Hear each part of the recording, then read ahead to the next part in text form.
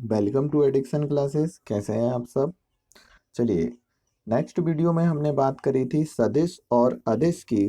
ठीक है। और हमने जाना था कौन सी चीज़ों को हम सदिश कहते हैं और कौन सी चीज़ों को हम अदिश कहते हैं। ठीक है। तो इस वाले वीडियो में हम बात करेंगे द्रव्यमान की और भार की, कि द्रव्यमान और भार में क्या अंतर होता है। ये बहुत ज़्यादा कन्फ्यूज़न होता है। ठीक है। अगर समय मिला तो मैं घनत्व पर भी बात करूंगा, लेकिन मैं कोशिश करूंगा कि घनत्व को मैं एक अलग से वीडियो बना के डालूं, क्योंकि घनत्व में बहुत सारी चीज़ें सीखने की होती हैं, बहुत सारे एग्जाम्पल होते हैं और बहुत वेरियस फॉर्म में ये यूज़ होता है। तो इसलिए घनत्व या डेंसिटी को मैं अलग से बनाऊंगा। तो चलिए देर न करते हुए स्टार्ट करते हैं हम हमारा वीडियो। तो हम बात करते हैं सबसे पहले भार की। ठीक है, वेट की हम बात करते हैं कि वेट होता क्या है, भार होता क्या है। तो अगर मैं भार की बात करूं तो भार डिसाइड होता है आकर्षण शक्ति से। आकर्षण शक्ति से मतलब क्या है कि आकर्षण शक्ति से मेरा मतलब है कि अगर किसी भी वस्तु को कोई दूसरी वस्तु खींचती है अपनी तरफ, तो वह खींचने की शक्ति के कारण से इस वस्तु का भार डिसाइड होगा। यानी ये कोई वस्तु ए है, ठीक है, और ये कोई वस्तु बी है। अगर ये बी वस्तु जो है इस ए वस्तु को अपनी तरफ खींचेगी, तो ए वस्तु का भार डिसाइड होगा। जितनी शक्ति से बी खींचेगी उतनी शक्ति से भार डिसाइड होगा। चलिए हम अपने लाइफ के एग्जांपल से देखते हैं। तो अगर मैं बात करूं कि सपोज कीजिए कि ये ए जो है कोई वस्तु लोहे की एक वस्तु है। ठीक है, ये लोहे की एक वस्तु है, इसका कोई वजन है ना। हमने कहा कि इसका वजन 1 kg है। अब मैंने जो है इसके बगल में एक चुंबक लगा दी है, या फिर मैं इसके पीछे नीचे की तरफ एक चुंबक लगा देता हूं। यहां मैंने एक चुंबक लगा दी है, मैग्नेट लगा दी है।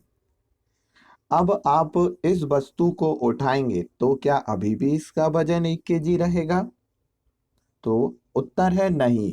क्यों? क्योंकि अभी तक इसको पृथ्वी खींच रही थी और इस कारण से इसका वजन जो था वो 1 kg था। क्यों? क्योंकि 1 kg पृथ्वी के द्वारा लगाई गई आकर्षण शक्ति थी। लेकिन वहीं पर हम बात करें, जब हमने इसके नीचे चुंबक लगा दी तो अब चुंबक भी इसको खींच रही है। इस कारण से अब इसका वजन 1.5 kg तक भी हो सकता है, ये सपोज है। ठीक है, लेकिन 1 kg से ज्यादा होगा। तो इससे आपको ये समझ में आया कि अगर कोई वस्तु किसी दूसरी वस्तु को खींच रही है तो उसका वेट ज्यादा हो जाएगा। आपने ये महसूस किया होगा कि आपको वो उठाने में भारी लगेगी। ठीक है, तो ये आकर्षण शक्ति के कारण से होता है।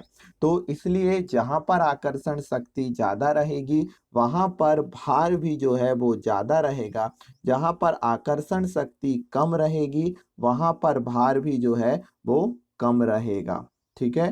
तो अगर मैं बात करूं, अभी तो हम बात कर रहे थे पृथ्वी की। ठीक है, अगर मैं बात करूं आपसे कि अगर चंद्रमा पर अगर आप जाते हैं तो चंद्रमा पर क्या भार में अंतर आएगा?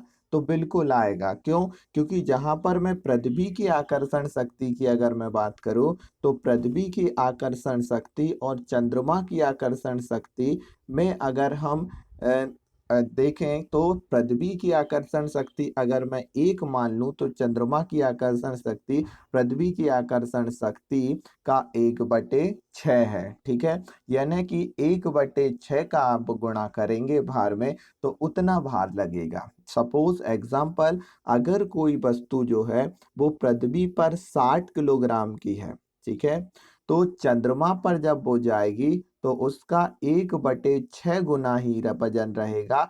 यानी कि कितना? सिर्फ 10 kg वजन ही इसका रहेगा। ठीक है, तो इस तरह से आपने जाना कि भार में अंतर अलग अलग जगह पर कैसे आता है। तो भार की अगर मैं बात करूं तो किसी भी वस्तु के द्वारा,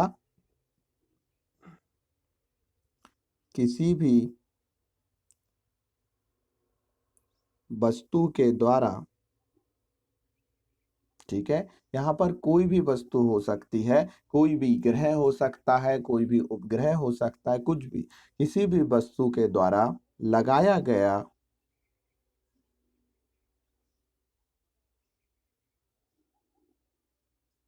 आकर्षण बल जो है वो भार को डिसाइड करता है। क्लियर? आकर्षण बल यानी कि खींचने की शक्ति, आकर्षित करने की शक्ति। तो ये है भार। अब हम बात करते हैं द्रव्यमान की। तो द्रव्यमान क्या है? तो अगर मैं द्रव्यमान की बात करूं कि द्रव्यमान किसे कहा जाता है, तो हर पदार्थ जो है वो कणों से मिलकर बना है, ये आपको पता है। ठीक है?